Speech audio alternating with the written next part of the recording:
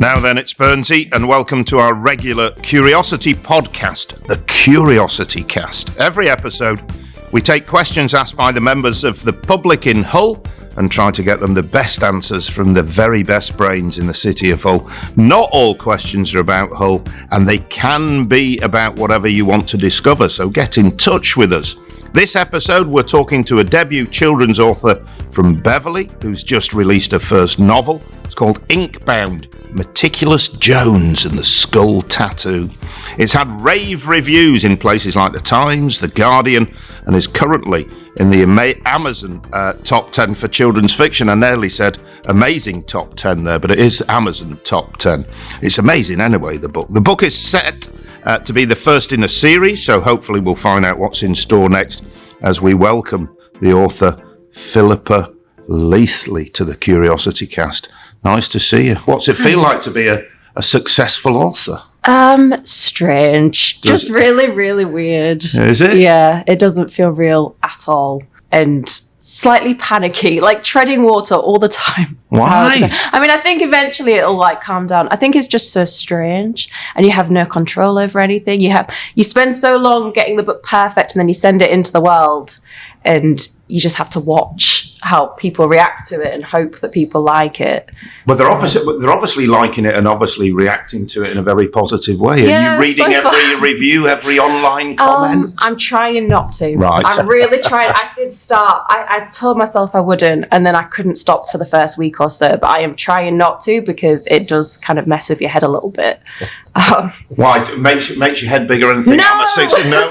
Not bigger, smaller, much smaller. Yeah, it's just right. stressful. I think even when you see nice reviews, it's just interesting seeing what people pick up on and, you know, what kind of stands out to them. And it's just strange. It's that everything inside your head is suddenly outside your head and people can see your imagination. And yeah, very weird. Do you mind me asking, did you write the book and send it into the publishers, or you already contracted to them? So I sent it to my agent. It took me ages and ages to get an agent. And then she took it to the publishers. So it was the strength of the book that got you the agent, was it? Yes. Oh, fantastic. That's great.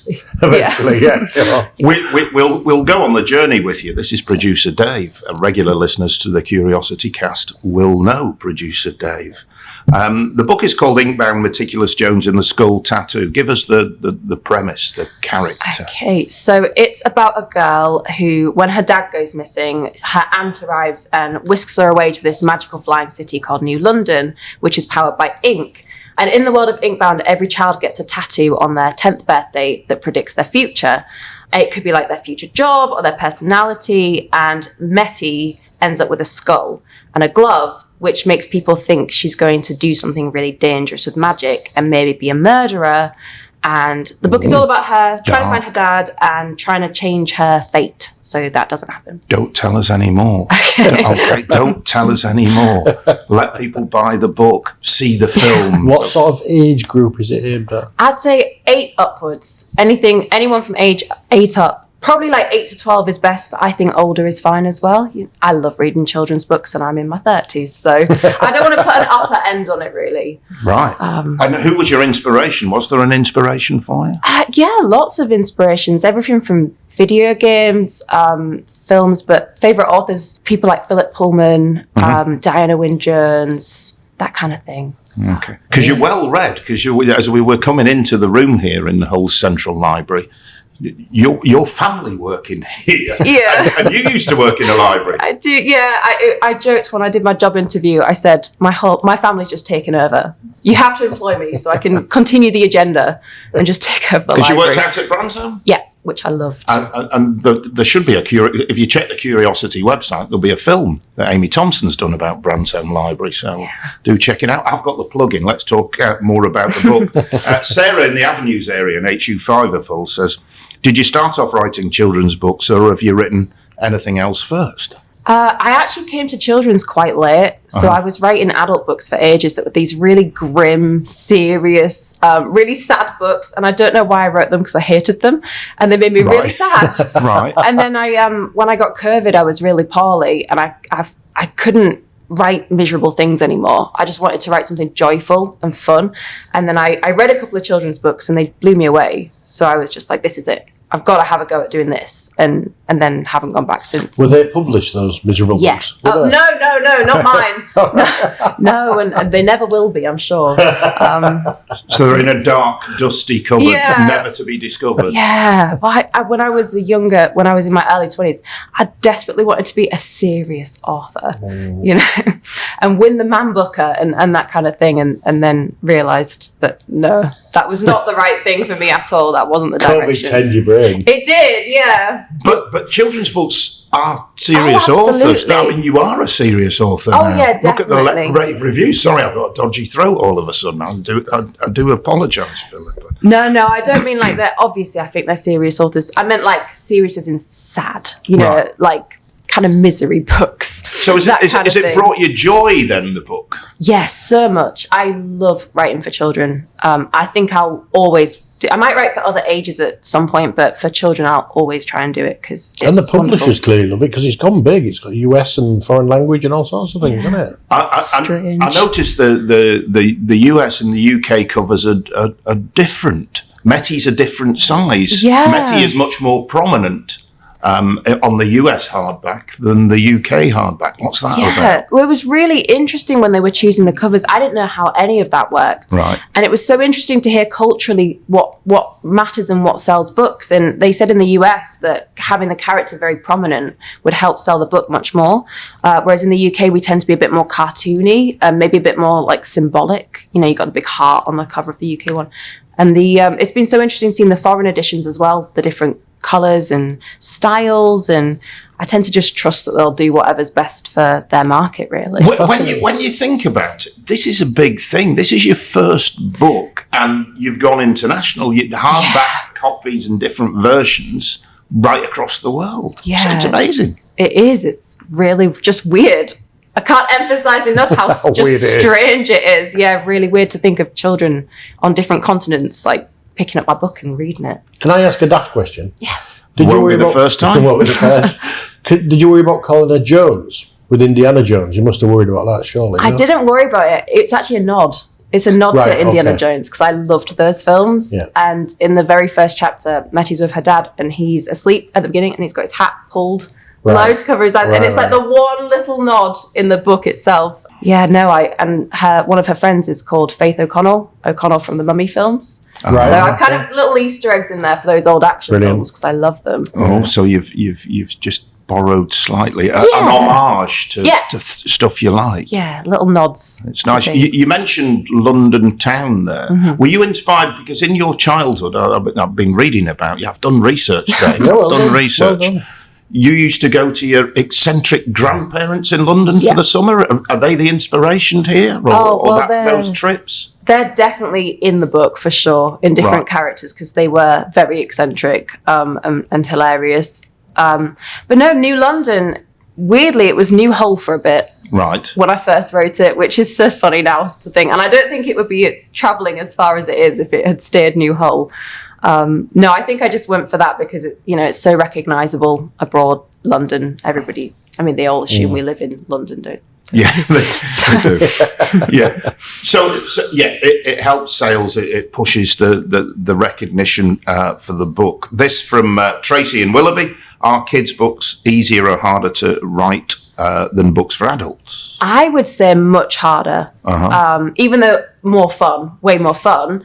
I think the younger you write for, the harder it gets. I think when you write picture books, for toddlers and up to age 7, super, super hard because you have such a small amount of words. And even with the older age children that I write for, you're still always having to make sure that they can understand what you're saying, but not talk down to them. So you've got to pitch the complexity right. Yeah, which I think is really hard, especially if you're new to it. I wrote quite a few children's books before I did Inkbound as a kind of a practice to really try and get that voice.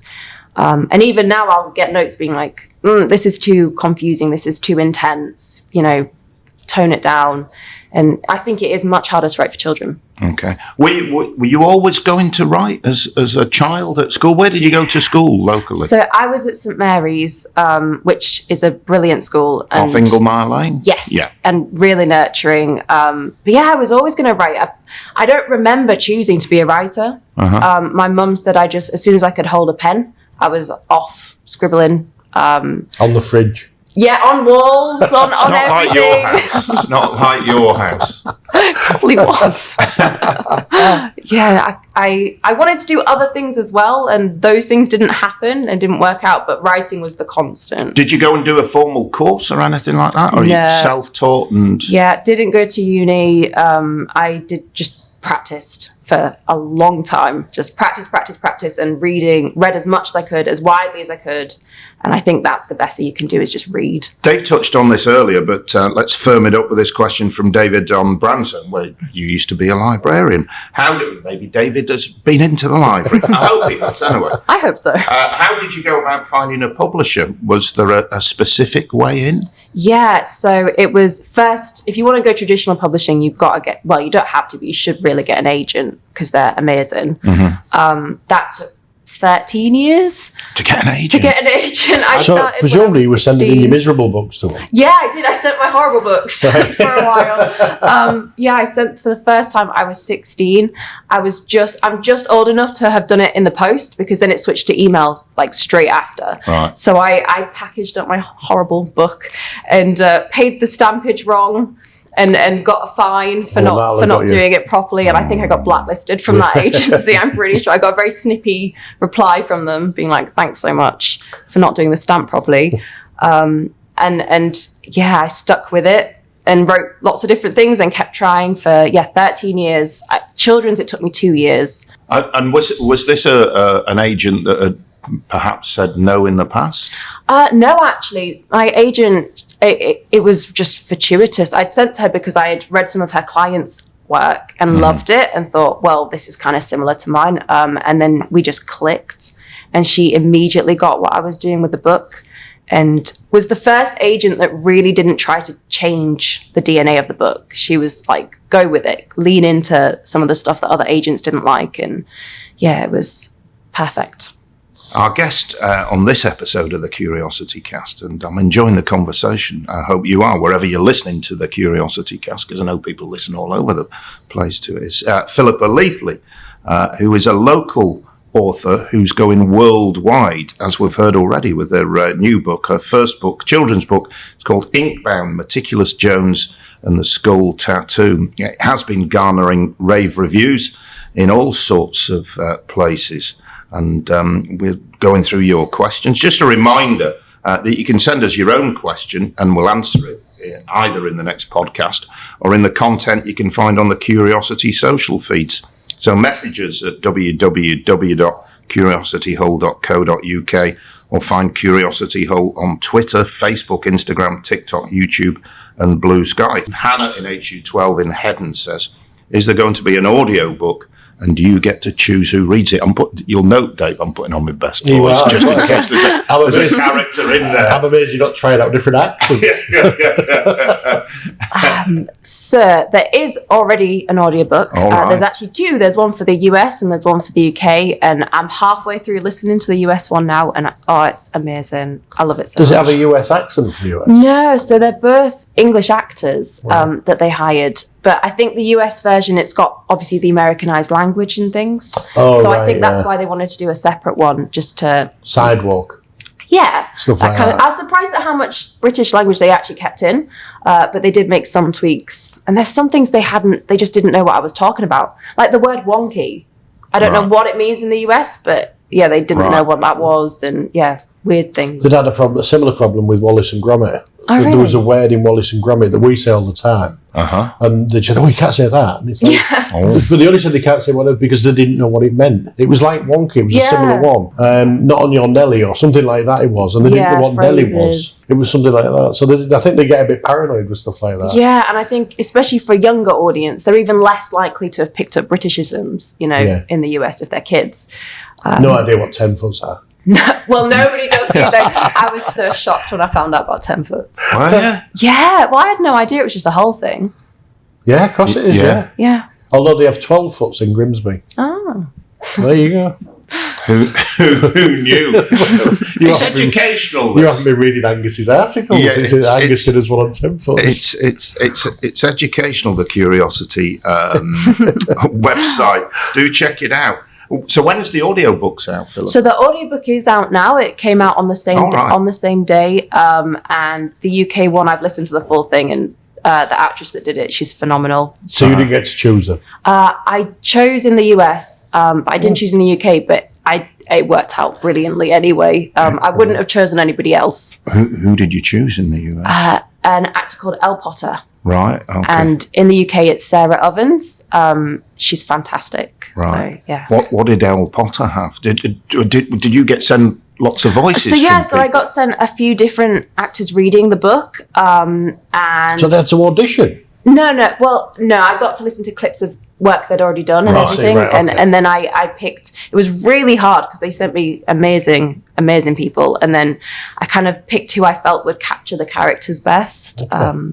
Yeah, and they've done such a good job. You're out of a gig, Dave, sorry. Well, okay. I live in... Well, it's a series, isn't it? This is a plan. There might be a chance somewhere down the line. You could do it. You could just sneak in as one character. One character. A cameo. And say wonky. When Meticulous Jones goes on a radio show sometimes. Yeah, I could do Bingo. that. There we go. This is a planned series, isn't it? Which is a question from Sammy in North Ferriby. Yeah, so at the minute there's 2 books. There'll be a second book coming at some point next year, hopefully around this time next year. You've written that, I take it? And we're working on that at the minute. Relax. So, yeah, I'm editing it. Literally, I was editing it this morning before I came in. And then, fingers crossed, if all goes well, maybe there'll be some more. But at the minute, it's the 2 for sure. Right. Okay. Did you always think this is at least 2 books? Yeah. In my head, it was a trilogy from the beginning. But they're written in a way that if we end after 2, it's okay. I've tried to kind of make each book stand somewhat on its own because you never know in publishing. It's so up and down. I get very excited about this, but with local authors, with any author that I talk to, that I always wonder, are the film and the television people? Oh, I hope so. Knocking on Very the door. Pretentious, not that one. Oof, it's like a Hammer horror film. It's not the Avon lady, is it? After I was giving it sort of, It's the reverberation in the room. Yeah. The Sounds skull like Van tattoo Helsing. and everything like You that. expect Van Helsing to open the door. I'll put on my CV, door knocker. So is there any sort of interest at this stage? I honestly don't know is the answer, but I hope maybe at some point, I think children's is harder to sell into film and TV, and especially a fantasy like mine. I mean, a flying city. It'd be super, super expensive to make. But aren't they all looking for the next Harry Potter franchise? Yeah, I think so. Although kind of and kind of not. There's been this big window of time where they've only been adapting really old books. Right. Which is frustrating. So you've had they're brilliant, but you've had his Dark Materials and they're redoing Harry Potter again. They've had Percy Jackson and it's been do new ones, But there's a couple on their way, like the Great Skandar series that's being made. There's a series called Nevermore. I think that's being made into a film. So there's some starting to come through now. But yeah, it's been really frustrating to see. Can I go back to Meticulous Jones? Mm-hmm. Are you Meticulous Jones? Was it you or was it? As in, did I kind of base her on me? Yeah. No.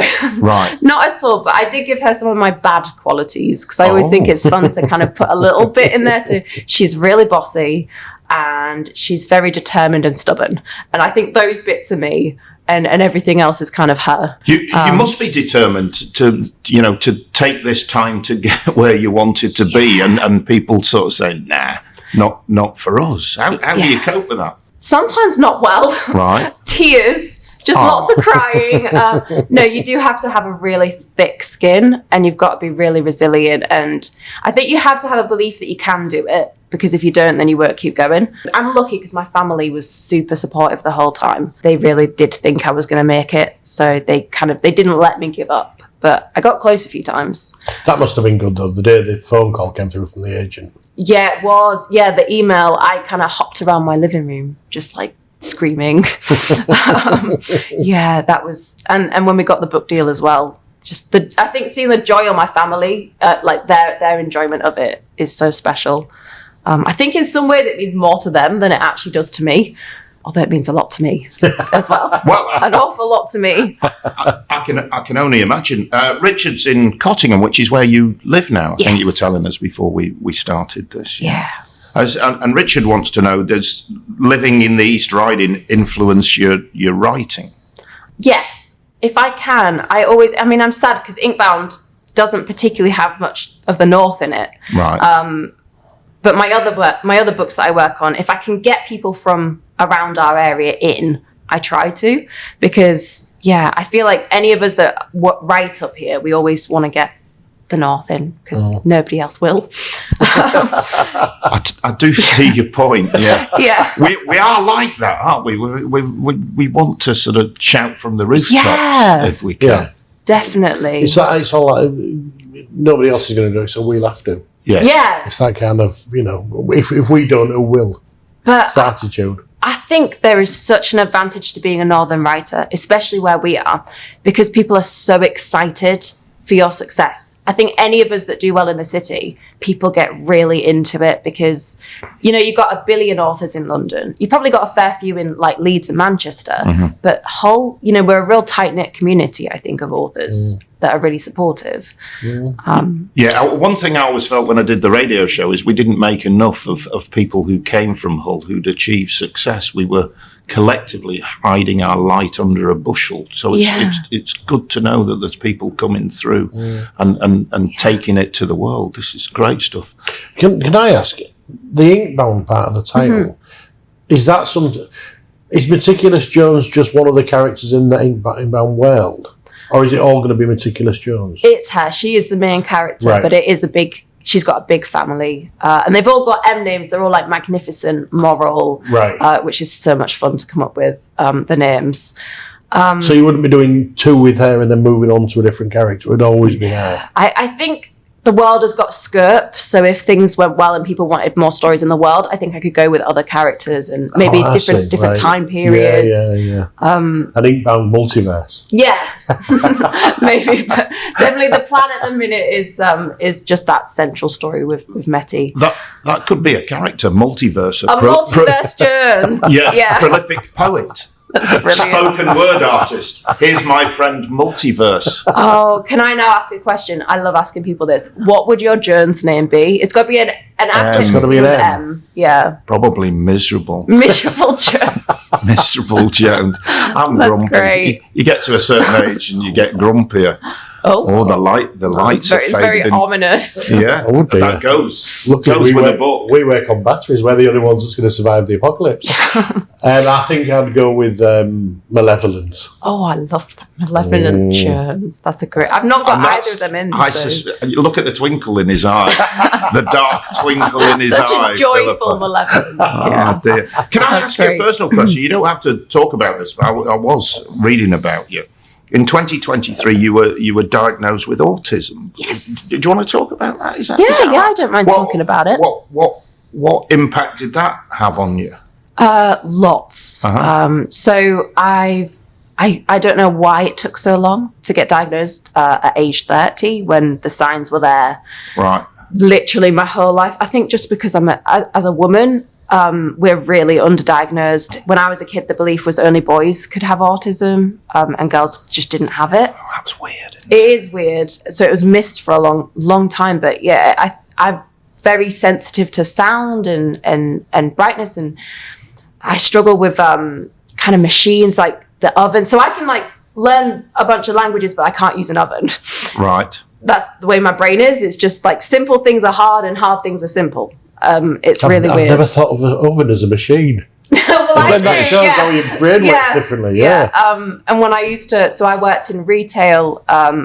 Tills were a nightmare trying to do returns and that kind of stuff. And it meant I dropped out of school young because I just struggled. I struggled with school. I struggled with the environment and everything. And we had no idea why. So all those years, it was And had you? Nobody at any point said you might have autism? No, they thought depression, anxiety, which I probably did have little bits and pieces, but they really, the avenues people looked at were mental health problems rather than a disability, which is so frustrating because I think I probably could have done a lot of stuff. I probably could have gone to uni and it turned out fine. Yes, I think it has. It turned out all right. I'm looking at you and I'm listening to you and I'm thinking, oh, book in the US. Oh, yeah. I'm thinking, this is going to turn out fine, Philippa. This is going to be good. But yeah, it was, to be honest, the book felt like the first success I'd ever had. Right. It took such a long time because everything had kind of just gone wrong. School went wrong, work I found really hard, just because I didn't understand why I was struggling with things. So what did it feel like when somebody said, Philippa, you've got autism? It was really upsetting. The actual process of getting diagnosed was horrible. I wouldn't recommend it unless you need a diagnosis because it was hard.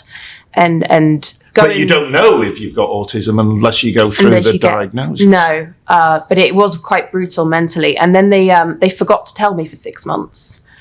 We didn't hear anything. Oh. And we didn't chase it because I'd found it really upsetting getting the diagnosis. And then we chased it and they were like, oh, sorry, yeah, you're autistic.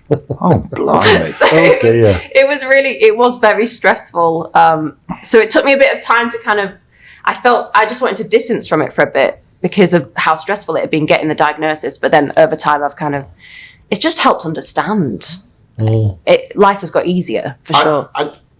I'm glad I asked the question. I think that's really insightful and inspiring in some way. So hopefully people listening to the CuriosityCast will take something from that. So I think really appreciate that. Although you had your problems, I think diagnosis is getting better as it goes on. Yeah, it is. And I think people are understanding that these things, they tend to overlap. So I've got bits of OCD, I've got ADHD, and it's not, you don't tend to have one thing. You tend to have like an umbrella of things. And once people understand that, it just gets easier. I know you do school visits, and I see that you're available for school visits. Well, you will be now, but I mean, it'll all be Hollywood soon. I've no doubt about that. Do you talk about this or just about the book on school visits? So far, I actually haven't talked about it on school visits. Right. It's definitely, if it comes up, if it feels relevant, I'll talk about it.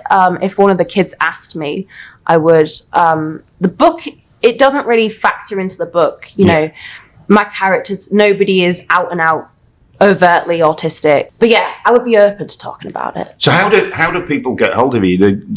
Is there a website if they want to book a school visit? Website... Teachers, book now. Yes, she's a great guest. She'd be fantastic. I really if I was at school and Philippa came in to give us a chat, I'd be chuffed. Oh, do you know? I will say my website is PR Leathley I know my website. What is my website? If they just search prleathley.co.uk, that's what it is. There we go. All right. If you search Philippa Leathley, we'll find you. Come up. I love doing the school talks so much, and I was so surprised because I've not worked with children and I've never done public speaking, and I was really frightened. But it's the best. It's the best feeling ever. And it's interactive, I understand. Yes. So what in what way? Not just questions, but no. So I do kind of like this presentation, and I get them to come up and kind of do activities with me. I get them to figure out what their magical tattoo would be, and hold things up. And it's very interactive and just so much fun. Kids are amazing. Just for the record on the CuriosityCast, Big Dave, any tattoos? No, I've never seen the attraction. Philippa, any tattoos? No, and that's the question I keep getting asked: do you have one? No. Right, just shall I ask you, Dave? Have you got a tattoo? No, I again never seen the attraction. Well, I've three very boring people. I know. I like them on other people. Just no needles, not on me. I thought I would check it. It seemed appropriate. It's been a joy talking to you. Thank you very much. Thank you. Thanks so much for having me. Our guest on this episode of the CuriosityCast, she's from this area. She now lives in Cottingham, is the author, Philippa Leathley. Her book, which is going massive, is called Inkbound, Meticulous Jones and the Skull Tattoo. If you want to catch up on all the previous Curiosity casts and all the stuff we're doing on Curiosity, then do join us. If you go to the website www.curiosityhull.co.uk, you can ask questions, get answers, follow and friend us on all the socials where we're Curiosity Hull on all the main feeds. We'll be back very soon with more quality answers to whatever question you'd like to ask. So our thanks to Philippa Leathley, and from me, Miserable Jones, and also producer Dave Malevolent Jones. Thank you for listening.